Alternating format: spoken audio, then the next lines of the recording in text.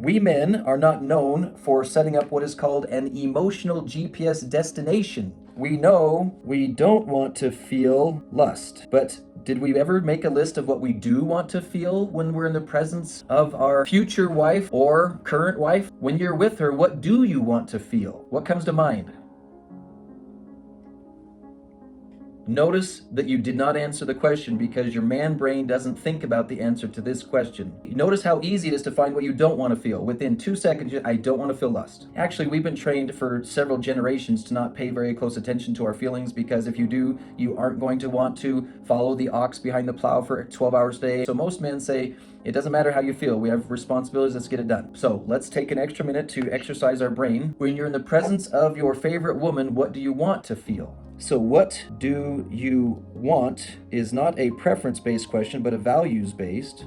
Do you want to only have lust for your wife? If you're going to feel lust, would you prefer, based on your value system, that it only be directed towards her and no other woman if you could completely get your system to work the way you wanted it to? This is one of the core principles from Marriage Repair Workshop, which is you have to begin with the end in mind. You have to have your marital mission statement. You have to have your perfect destination described, because this woman is getting in your boat. She wants to know, if I go with you, where will you take me, even if we cannot get there in this lifetime? It doesn't have to be logical, and it doesn't have to be reasonable. It just has to be what you hope for. And gentlemen, last time I checked, any good man, after he's done processing whether or not it's going to be fun or not, and he finishes that conversation, to have the convenience of only experiencing lust in the presence of your wife and when it's time to be lustful and not 24/7. Can you see how convenient that would be to have a handle on the faucet so that you're not distracted by lust the rest of the time? You know what we could do with our brains? With all that open space? It's not like we're going to act upon the sexual opportunities anyway. What, a woman walks by in yoga pants at the grocery store, the lust factor trick kicks in, and we're now going to participate in the mating ritual right there in the grocery store? It's not like we're going anywhere with the feeling, so why be distracted by it when I could be solving world peace in the same moment? Make sense? What do you want your marriage to feel like? What do you want it to feel like in the presence of your wife? I'm going to start listing some words here, and all of y'all are going to say, well, duh, of course that's one of them. My man brain just didn't think of it. How about admiration? Would you like to admire your wife? Notice how easy that one is, but it somehow eludes our minds. Respect? All right, how weird is this that we're finding words that everybody already knew and everyone already agreed with, but they were hard to bring to the surface? If you're finding this video helpful or want to help us reach others in need, don't forget to like, comment, and subscribe, because it really supports our channel. Thank you. The process we're going through right now, brethren, is called bringing things out of the mist of darkness. Notice how I intentionally left us all in this foggy space of I can't access it, I can't access it. I want you to see that when Satan wants to distract you or keep you from achieving a goal, one way of doing so is to keep it vague, to keep it not concrete, so that you can't quite put your finger on it. Because once you've isolated it, once you've clarified it, now you can put your crosshairs on it and you can go for it, full speed. Now this one almost killed my engagement. It was not hard to feel several things from my wife, including the ever-famous attraction. I find it silly that advanced scientists have built their marriage mate selection process on an animal craving of attraction, and they're saying that's supposed to keep a marriage alive. That's supposed to keep two humans together for a lifetime, when everybody knows your body and your brain of both sexes deteriorates over time, and once the attraction is gone, now we're supposed to just go find something else we're attracted to? Yeah, there's your 50% divorce rate and then some. So my own marriage, my own engagement, and later on my marriage, this has been one of my biggest struggles, is I approach gratitude kind of like that feeling of someone on an inner tube that's floating down the middle of the river. I just checked, am I accidentally experiencing gratitude?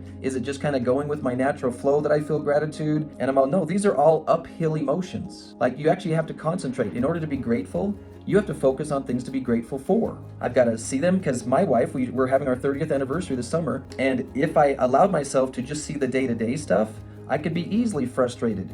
She hasn't paid attention to this. She hasn't got this done. I can make a whole long list. I have to consciously, intentionally reflect and discover things about her that are worth being grateful for. And back when my marriage almost died, when we'd been married about 7 years, the way God explained it to me is he's all, listen, you don't have currently in your immaturity the scope to see the value of this woman. You're lucky you got married to her in the first place. Her gifts to the world are so unusual compared to what you watch for. You're not used to seeing these kind of things. And so these were some of the issues I was dealing with when I started losing my gratitude and my respect and my admiration, but none of it had anything to do with her. She was worthy of my admiration, she was worthy of my respect, and she was worthy of my gratitude. And so the problem wasn't that she didn't deserve it, the problem was I wasn't bringing it. What other words come to mind of when it comes to your value system? Notice we're not talking about what do you want in your animal brain. This is where we see people inviting Satan on accident into their planning sessions. What am I in the mood for? What do I feel like? How can I pick the right woman based on the level of stimulation I experience on an involuntary level? So if you're looking for involuntary sexual response, of course, lust is going to come into action. And when I was, even after I got married, because I had allowed visual stimuli to be one of my number one signals, I spent probably 2 years being triggered by attractive women for the first 2 years of my marriage. Like just as frequently as I had before I got married. I'm all like, I thought this was gonna go away when I got married. No. You have a neurological pathway there that's been so solidified that it took me forever. I started questioning, why did I marry this woman? Maybe I married the wrong woman, because I'm still experiencing involuntary attraction towards other women. And lo and behold, guess what? If you look at the same picture of pornography over and over again, what starts to happen? Right, you get bored with it, right? The brain loses its stimulation. I remember when I almost said out loud to my wife, I'm having a hard time staying attracted to you because you don't change every day. I'm so grateful that never came out of my mouth and I caught it in time to go, that means there's something wrong with you, Maurice. I want her to have a different hair color every day. I want her to be super curvy one day and super slender the next day. But every time she shows up in my bedroom as a wife and she's all naked, she's got the same body and hair she had yesterday, and the same body and hair she had the day before, and the same body and hair she had the day before.